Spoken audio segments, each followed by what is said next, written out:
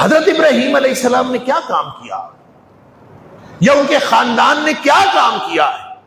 سوچنے کی بات کہ اللہ نے یہ جو ذی الحج کا پورا مہینہ اور حج کا پورا جو عبادات کا مجموعہ ہے اور سب سے بڑی عبادت ہے، وہ ساری عبادت ابراہیم علیہ السلام ان کے خانوادے کی یاد میں منا دی۔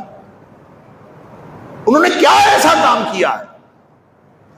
کس طرح وہ امتحان میں کس طرح کامیاب ہوئے ہیں کہ اللہ نے قرآن میں خود کہا ہے کہ میں نے امتحان تو کئی کیے تھے۔ وَإِذِ ابْتَلَىٰ إِبْرَاهِيمَ رَبُّهُ بِكَلِمَاتٍ، ایک بات نہیں آزمایا، ایک بات میں نہیں آزمایا، ایک بات کا امتحان نہیں کیا، بِكَلِمَاتٍ،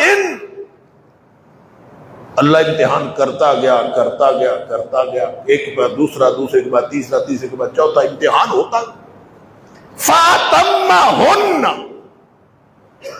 ابراہیم علیہ السلام سارے امتحانوں میں پاس ہوئے۔ میں اس طرف آپ کی توجہ دلانا چاہتا ہوں کہ یہ سارے کا سارا عمل، یہ سارے کے سارے ایام، یہ ابراہیم علیہ السلام اور ان کے گھرانے کے گرد گھومتے۔ وہ کیا کام تھا جو اس گھرانے نے کیا؟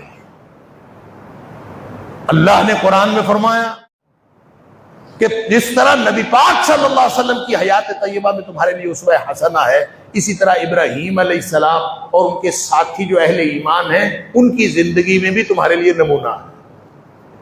تو وہ کیا بات ہے، انہوں نے کیا کیا تھا، اس پورے خانوادے نے کیا کیا ہے کہ ہم آج کوشش کریں ابراہیم علیہ السلام کی اور ان کے خانوادے کی، حضرت ہاجرہ، حضرت اسماعیل، سبحان اللہ، وہ انہوں نے بس اتنا ہی کیا تھا کہ اللہ نے جتنے امتحان لیے وہ سارے امتحانوں میں پاس ہوئے۔